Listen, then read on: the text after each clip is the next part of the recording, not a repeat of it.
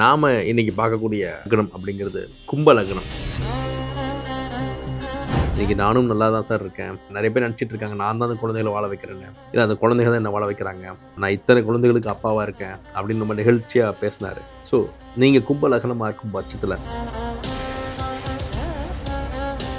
இனிப்பை வைத்து விநாயகரை வழிபட வழிபட வெற்றி மேல் வெற்றிங்கய்யா, ஜெயிச்சுக்கிட்டே இருப்பீங்க. அவ்வளவு சக்தி இருக்குது. சந்தனத்தை நெத்தியில் வச்சுக்கிறது, இதெல்லாமே சின்ன சின்ன எல்லோராலும் எப்போது வேண்டுமானாலும் கடைபிடிக்கக்கூடிய ஒரு வாழ்வியல் பரிகாரம் தான். ஆனால் அது தரக்கூடிய அந்த வெற்றிங்கிறது ரொம்ப விசேஷமானது.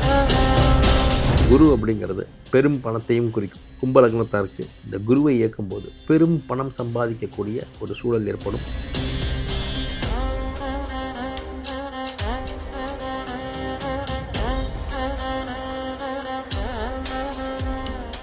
வணக்கம். லக்னத்துக்கு 2-11 இயக்கி பெரும் செல்வம் சேர்க்கக்கூடிய அந்த சீரீஸில் நாம் இன்னைக்கு பார்க்கக்கூடிய லக்னம் அப்படிங்கிறது கும்ப லக்னம். இப்போ இந்த கும்ப லக்னத்துக்கு 2ஆம் இடம் அப்படிங்கிறது மீனம், அதுவும் குரு வீடு. கும்ப லக்னத்துக்கு 11ஆம் இடம் அப்படிங்கிறது தனுசு, அதுவும் குருவோட வீடு. அப்போ கும்ப லக்னத்துக்கு மட்டும் 2-11 ரெண்டுமே குருவோட வீடு. அப்போ இந்த குருவை இயக்கினாலே பெரும்பாலும் அவங்க வாழ்க்கையில் மிகப்பெரிய அளவில் வெற்றி பெற முடியும். அப்போது ஒரு லக்னத்துக்கு 2-11 குருவாக வரும்போது அவங்க வியாழக்கிழமை அப்படிங்கிற அந்த வியாழன் குருவாரம் சொல்லக்கூடிய வியாழக்கிழமையை தன்னுடைய முக்கியமான முடிவுகள், தொழில் சார்ந்த, உத்தியோகம் சார்ந்த, பணம் சார்ந்த முடிவுகளை, நல்ல முன்னேற்றங்களை வியாழக்கிழமையில் செய்யும்போது நிச்சயமாக அது ஒரு சிறந்த வெற்றியை அடையும். குரு வழிபாட்டையும், குருமார் வழிபாட்டையும், குரு தட்சிணாமூர்த்தி வழிபாட்டையும், விநாயகர் வழிபாட்டையும் இந்த கும்ப லக்னத்தார் வியாழக்கிழமை என்று மேற்கொள்ளும் போது நிச்சயமாக அது மிக சிறப்பான வெற்றிகளை அடையும். 2வது, குரு 2ஆம் இடத்துல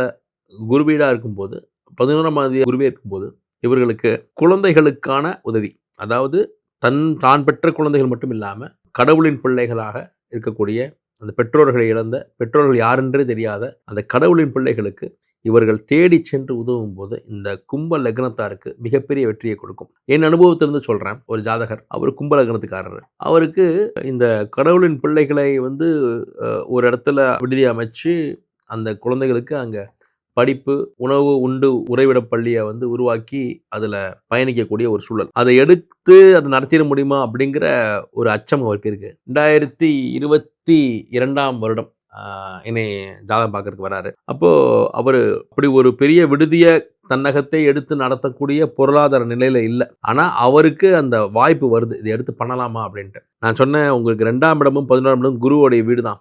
குரு தான் குழந்தைங்க. அப்போ அந்த குழந்தைகள் தாய் தகப்பன் இல்லாத கடவுளின் பிள்ளைகளாக இருக்கிறாங்க. அவர்களை அவர்களுக்காக ஒரு விடுதி, அந்த விடுதியில் அவங்க தங்கி படித்து சாப்பிட்டு ஹாஸ்டல் மாதிரி இருக்கக்கூடிய ஒரு விஷயம் உங்களுக்கு வருது. அது தைரியமாக எடுத்து பண்ணுங்க. நீங்கள் வணங்கக்கூடிய கடவுள் அதற்குரிய வழியை காட்டுவார் அப்படின்னு நான் சொல்கிறேன். அது கிட்டத்தட்ட ஏற்கக்கூடிய சூழலுக்கு அவர் வந்துட்டாரு. ஏற்றே ஆக வேண்டிய நிர்பந்தமும் ஏற்பட்டுருச்சு. வேற ஒருத்தர் நடத்திக்கிட்டது கைக்கு வருது. அப்போ அவர் ரொம்ப சாதாரணமான ஒரு வேலையில் தான் இருக்கிறாரு. இப்போ அந்த வேலையை விட்டுட்டு முழு நேரமாக இதை கவனிச்சா மட்டும்தான் அதை கவனிக்க முடியும். அந்த பொறுப்பை ஏற்றுக்கிட்டாரு. அந்த விடுதியும் அவர் கைக்கு வந்துருச்சு. கிட்டத்தட்ட ஒரு 30-32 குழந்தைகள் தான் அந்த விடுதியில் தங்கி படிச்சுக்கிட்டு இருக்காங்க.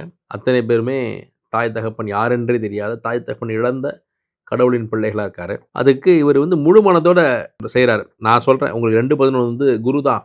குழந்தைகளுக்காக நீங்கள் ஒரு சேவையை செஞ்சீங்க, அவங்களுக்காக ஒரு விஷயத்தில் நீங்கள் ஈடுபடுறீங்கன்னா அது உங்களுக்கு வெற்றியை கொடுத்துரும் அப்படிங்கிறப்ப அவருக்கு ஒரு அச்சம். நாம் பார்த்துக்கிட்டு இருந்த வேலையை விட்டுட்டு இதை எடுக்கிறமே, இது நமக்கு எந்த அளவுக்கு கை கொடுக்க போகுது அப்படின்னு தெரியலையே அப்படின்ட்டு ஒரு அச்சம் அவருக்கு. அப்போது அவர் குழந்தை வேலப்பர் கோயிலில் போய் சாமி கும்பிட்டுட்டு அந்த பொறுப்பை எடுத்துக்கிறார். அதுக்கு பிறகு அந்த குழந்தைகள் மெல்ல மெல்ல மெல்ல மெல்ல அப்படியே வேறொரு தலைவருக்கு கீழே, பிரின்சிபாலுக்கு கீழே இருந்தவங்க இவரை தன் தகப்பன் ஸ்தானத்துக்கு ஏற்றுக்கிறாங்க. ஏன்னா அந்தளவுக்கு இவருடைய செயல்பாடுகள் இருக்குது. ஏன்னா உள்ளார்ந்த அன்போடு அவங்கள ஏற்றுக்கிட்டு அதை செயல்படும் போது அதில் என்ன லாபம் வரப்போகுது, அதில் என்ன காசு வரப்போகுது எதுவுமே அவருக்கு தெரியல. ஆனால் ஆத்மார்த்தமாக அந்த குழந்தைகளுக்கு அப்புறம் உதவிகள் செய்ய ஆரம்பித்து அவங்க கூட ஒரு தகப்பனாக, ஒரு அண்ணனாக, ஒரு சகோதரனாக, ஒரு தந்தையாக அவர் அதில் பயணம் பண்ணிக்கிட்டு இருக்கும்போது பல இடங்கள்ல உதவிகள் வர ஆரம்பிக்குது.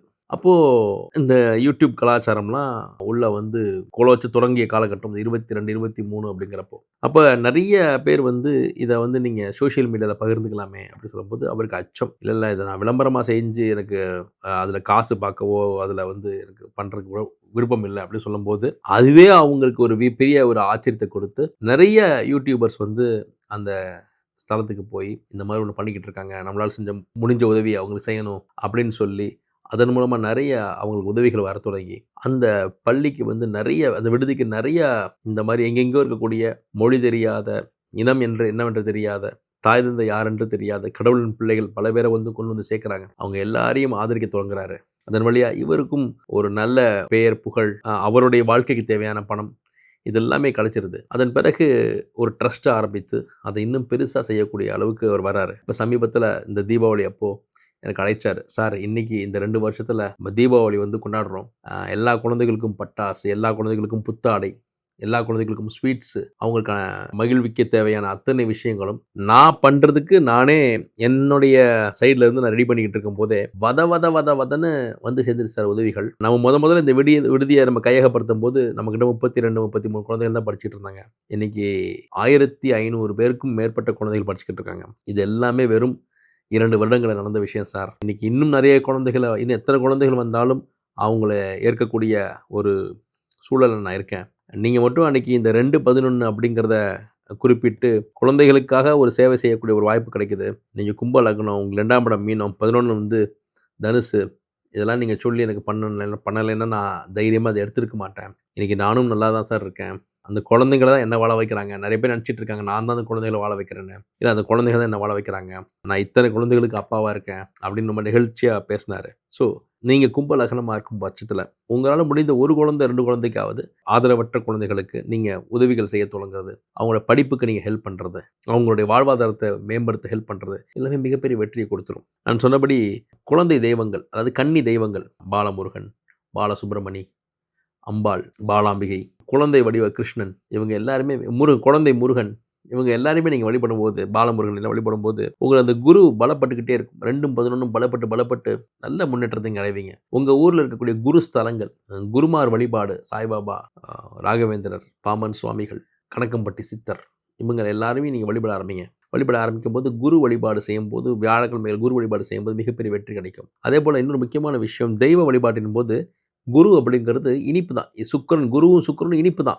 இனிப்பு பண்டங்களை வச்சு வழிபடணும். இது சொல்கிறதுக்கு வியப்பாக இருக்கும். இந்த காணொலியை பேசுகிற வரைக்கும் என்னை தேடி இனிப்பு வரல. கரெக்டாக இந்த காணொலியை பேசுகிறதுக்கு தயாராகிட்டு இருக்கும்போது இனிப்பு என்னை தேடி வருது. நான் இனிப்பை சாப்பிட்டுட்டு தான் உங்கள்கிட்ட பேசுகிறேன். நான் மீண்டும் சொல்கிறேன், எல்லா செயல்களுக்கு பின்னாடியும் வந்து பிரபஞ்சம் நம்மளை வந்து வழி நடத்திக்கிட்டே இருக்கும். நீங்கள் கும்பலக்கணத்தார் வந்து இனிப்பை படைத்து கடவுளுக்கு வழிபாடு செய்யும் போது உங்களுடைய 2/11 ஆக்டிவேட் ஆகும் அப்படிங்கிறது தான் இந்த கான்செப்ட், ஹார்ட் பீஸே. இதை பேசுவதற்கு முன்பாக எனக்கு இனிப்பு என்னை தேடி வருகிறது. நான் இனிப்பை உண்டு முடித்து தான் உங்கள்கிட்ட பேசிக்கிட்டு இருக்கேன். அப்போது நீங்கள் உங்களால் முடிந்த உங்கள் பொருளாதார வசதிக்கு உட்பட்ட இனிப்பு பண்டங்களை கையால் செய்தோ இல்லைன்னா கடையில் வாங்கிட்டு வந்தோ நீங்கள் கடவுளுக்கு வைத்து வியாழக்கிழமைகளில் வந்து நீங்கள் வழிபடும் போது மிகப்பெரிய வெற்றி கிடைக்கும். அப்போது நான் முன்பே சொன்னபடி குரு அம்சம் அப்படிங்கிறது உருவத்தில் பெரியது எல்லாமே குரு அம்சம் தான். இந்த யானை முகத்தானுமே குரு தான். இப்போ விநாயகரை வழிபடுங்க. இனிப்பை வைத்து விநாயகரை வழிபட வெற்றி மேல் வெற்றிங்கய்யா, ஜெயிச்சுக்கிட்டே இருப்பீங்க. அவ்வளவு சக்தி இருக்குது. அப்போது விநாயகர் கோயில்களுக்கு போயிட்டு வாங்க. வியாழக்கிழமைகளில் விநாயகர் கோயிலுக்கு உங்கள் ஏரியாவில் உங்கள் ஊரில் எங்கே இருக்கோ விநாயகர் அதை முதல்ல பிடிங்க. அப்புறமா நீங்கள் பிரசித்தி பெற்ற விநாயகர் ஆலயத்துக்கு போகலாம். பிள்ளையார்பட்டி அங்கே இருக்கக்கூடிய விநாயகர், பழனி முருகன் கோயிலில் இருக்கக்கூடிய விநாயகர், எல்லா கோயிலுமே விநாயகர் தான் முதல் கடவுள் இல்லையா? அப்போ அங்கே இருக்கக்கூடிய விநாயகர், உங்கள் ஊருக்குள்ளே, உங்கள் தெருவில், உங்களுடைய சந்துக்குள்ளே இருக்க விநாயகர் அதை முதல்ல பிடிங்க. எந்த விநாயகரையும் வியாழக்கிழமை வழிபடுங்க. கும்பலக்னத்தார் மிகப்பெரிய வெற்றி கிடைக்கும். வஸ்திர தானங்கள், புத்தாடைகள், இனிப்பு தானங்கள், இனிப்பு தானம் பண்ணுறது, குருவுக்குரிய கொண்டக்கடலையை வைத்து புரோகிதர்களுக்கு தானம் பண்ணுறது, இல்லை கொண்டக்கடலையில் ஏதாவது உணவு செஞ்சு அதை மற்றவங்களுக்கு பிரசாதமாக தர்றது, விநியோகம் பண்ணுறது, இதெல்லாமே மிகப்பெரிய வெற்றியை கொடுக்கும். அதே போல் தொழில் அப்படின்னு பார்த்தீங்கன்னா, பணம் போட்டு பணம் எடுக்கிற தொழில் பண்ணலாம். ஓரளவுக்கு உங்களுக்கு லக்னம் வந்து சனியோட லக்னமாக இருக்கிறதுனால உடல் உழைப்பு அது சார்ந்த தொழில்கள் உங்களுக்கு மிகப்பெரிய வெற்றியை கொடுக்கும். அதே வேளையில் 2/11 வந்து குருவின் வீடாக இருக்கும் பட்சத்தில் பணத்தை முதலீடு செய்து அதை பிஸ்னஸ் பண்ணி அதுலேருந்து பணத்தை இருக்கக்கூடிய ஒரு வல்லமை உங்களுக்கு இயல்பாகவே இருக்கும். ஆனால் அதற்காக லக்னம் சனிங்கிறப்போ நீங்கள் என்ன பண்ணுங்கள், குறைந்த முதலீட்டில் பணத்தை முதலீடு செஞ்சு சிறுக நீங்கள் பெருகும்போது அது ஒரு நீடித்த நிலையான ஒரு மாபெரும் விஸ்வரூப வெற்றியாக இருக்கும். பெரும் பணத்தை போட்டு அப்படி எடுக்க வேண்டாம். 2வது மஞ்சள் புஷ்பராகம், எல்லோ சஃபயர் அப்படிங்கிற அந்த கிறிஸ்டலை வந்து உங்கள் வலதுகை மோதிர விரல் இல்லை வலது கையோடைய இண்டெக்ஸ் ஃபிங்கர்னு சொல்லுவாங்க, வலது கையோடைய ஆள்காட்டி விரலில் நீங்கள் அந்த மஞ்சள் புஷ்பராகத்தை நீங்கள் கிறிஸ்டலில் கோல்டில் பதிச்சு நீங்கள் போடும்போது நல்ல வெற்றி கிடைக்கும். மஞ்சள் நிறத்தை நீங்கள் பயன்படுத்துறதும் உங்கள் வாழ்க்கையில் தொடர்ந்து பல்வேறு இடங்களில் மஞ்சள் நிறத்தை நீங்கள் பயன்படுத்திக்கணும். உங்களுடைய ஆஃபீஸுக்கு மஞ்சள் நிறத்தில் பெயிண்ட் அடிச்சுக்கிறது, இல்லை மஞ்சள் நிற ஆடைகள் அடிக்கடி பயன்படுத்திக்கிறது, இதெல்லாமே வெற்றியை கொடுக்கும். சின்ன சின்ன வாழ்வியல் பரிகாரங்கள் தான்.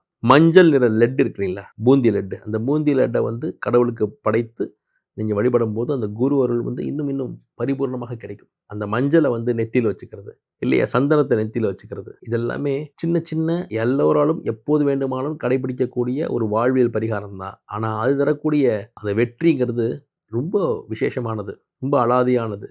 உடனடியான தீர்வுகள் கிடைக்கும், தடைப்பட்ட விஷயங்கள் நடக்கும். இந்த வாழ்வியல் பரிகாரங்கள் மீது உங்களுக்கு சந்தேகங்கள் இருக்கலாம். சந்தனமோ விபூதியோ மஞ்சளோ பூசிட்டு போனால் ஒரு விஷயம் நடக்குமானு நடக்கும். அதை நீங்கள் எத்தனை நம்பிக்கையோடு செய்கிறீர்கள் என்பதை பொறுத்து தான் அதோடைய பலனும். ஒரு ஒரு படிப்பை கூட நீங்கள் ஆத்மார்த்தமாக படிச்சிங்கன்னா தான் அந்த படிப்பு கூட உங்களுக்கு வேலை செய்யும். கல்வியவே நீங்கள் முழு மனதோடு செஞ்சால் தான் உங்களுக்கு கல்வி கை கொடுக்கும்ன்றப்போ, இது பக்தி, இது பரிகாரம், இது ஜோதிடம் அப்படிங்கிறப்ப இது செஞ்சால் அது கிடைக்குன்ற நம்பிக்கையோடு செய்யும்போது அந்த நம்பிக்கை உங்களுக்கு வேலை செய்யும். ரெண்டாவது எண் 3. இந்த 3 அப்படிங்கிறது குருவை குறிக்கக்கூடிய எண். 3 அப்படிங்கிற எண்ணை தொடர்ச்சியாக அவங்களுடைய எல்லா வகையிலும் நீங்கள் பயன்படுத்தும் போது கும்ப லக்னத்தாருக்கு இந்த 2-11 அதிபதியான குரு நிச்சயமாக வேலை செய்வார். போலவே குரு அப்படிங்கிறது பெரும் பணத்தையும் குறிக்கும். கும்ப லக்னத்தாருக்கு இந்த குருவை இயக்கும்போது பெரும் பணம் சம்பாதிக்கக்கூடிய ஒரு சூழல் ஏற்படும். இந்த 2-11 குருவின் அதிபதியாக இருக்கும் பட்சத்தில் உங்களுடைய பிள்ளைகள், உங்கள் பிள்ளைகளுக்கு நீங்கள் குழந்தை பிறந்த பிறகு, உங்களுக்கு இன்னொரு குழந்தை பிறந்த பிறகு உங்கள் வாழ்வில் ஒரு முன்னேற்றம் வரக்கூடிய ஒரு சூழல் ஏற்படும். இப்போ உங்கள் குழந்தைகளை அடிக்காமல் திட்டாமல் அட்வைஸ் பண்ணலாம், அன்பை எடுத்து சொல்லலாம். அவங்கள அடித்து தான் நீங்கள் வழி கொண்டு வரணுங்கிறல்ல.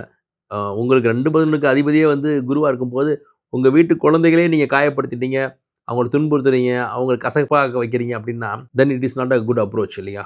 ஸோ அது நிச்சயமாக எந்த வகையிலும் உங்களுக்கு பலன் தரப்போகிறது இல்லை. அப்போ குழந்தைகளை அன்பாகவும் பண்பாகவும் நீங்கள் அனுசரணையாகவும் கூட ஒரு பேரண்ட்டாக இருந்து அவங்கள ஒரு நண்பனாக வழிநடத்தும் போது, அப்போது அவங்க மனம் திருந்தி ஒரு விஷயத்தை செய்யும்போது அதுதான் முழுமையான நீடித்த பலனாக தருமே தவிர, கண்டிப்போ கராராக நீங்கள் சொல்கிறதோ அடித்தோ வற்புறுத்தியோ நீங்கள் கட்டாயப்படுத்தியோ செய்ய வைக்கும்போது அவங்க உங்கள் வலிமையை, உங்களுடைய அந்த பேரண்ட் அப்படிங்கிற அந்த பொசிஷனை நீங்கள் அவங்கள்ட்ட ஃபோர்ஸ் பண்ணி செய்ய வைக்கிறதா தான் அவங்க மனசில் பதிமே தவிர, நம்ம அப்பா அம்மா நமக்காக தான் சொல்கிறாங்கன்ற எண்ணம் அவங்களுக்கு வரப்போகிறது கிடையாது. நீங்கள் சிறுபிள்ளையாக இருக்கும்போது உங்களை யாராவது காயப்படுத்தினா அந்த வலி இப்போதும் உங்கள் மனதில் இருக்கும், இல்லையா? அதே தான் உங்கள் பிள்ளைக்கும் இன்னொரு 20 வருடம் கழித்து நீங்கள் அவரை காயப்படுத்துறது தான் ஞாபகத்தில் இருக்கும். ஸோ எல்லாருமே குழந்தைகளை காயப்படுத்தக்கூடாது. அப்போ இந்த கும்ப லக்னத்தார் 2-11 உங்களுக்கு குருவாக இருக்கும்போது உங்கள் பிள்ளையாக இருக்கட்டும், இல்லை யார் பிள்ளையாக இருக்கட்டும், குழந்தைகளை நீங்கள் ரசிக்கணும், கொண்டாடணும், அவர்கள் உதவி செய்யணும், அவர்கள் உற்ற துணையாக உறுதுணையாக இருக்கணுமே தவிர உங்களுடைய வார்த்தைகளோ சொற்களோ உங்களுடைய கையோ கூட அவங்கள காயப்படுத்திடக்கூடாது.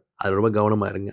குழந்தை வடிவிலான கடவுள்களை வணங்குற அதே நேரத்தில் நடமாடும் உயிரோடு இருக்கக்கூடிய குழந்தைகளையும் கடவுளாக பாவிக்கணும். ஸோ இந்த மாதிரியான வாழ்க்கை பரிகாரங்களை இந்த கும்ப லக்னத்தார் தங்களுடைய வாழ்க்கையில் அதை செயல்முறைக்கு உட்படுத்தி நீங்கள் அதை செயலாக்கமாக கொண்டு வரும்போது தான் அது தரக்கூடிய பலன்களை நீங்கள் அனுபவிக்க முடியும். எந்த ஒரு விஷயத்தையும் முழு அன்போடையும் முழு நம்பிக்கையோடும் முழு ஈடுபாட்டோடும் நீங்கள் செய்யும்போது அந்த பரிகாரங்கள் வேலை செய்யும். கும்ப லக்னத்தார் சிவன் வழிபாடும் குரு வழிபாடும் குருமார் வழிபாடும் செய்யும்போது நிச்சயமாக அந்த விநாயகப் பெருமானோட அருளோடும் நீங்கள் மிகப்பெரிய பொருளாதார வெற்றியை அடைய முடியும் என்பதில் மாற்று கருத்தே இல்லை. நன்றி.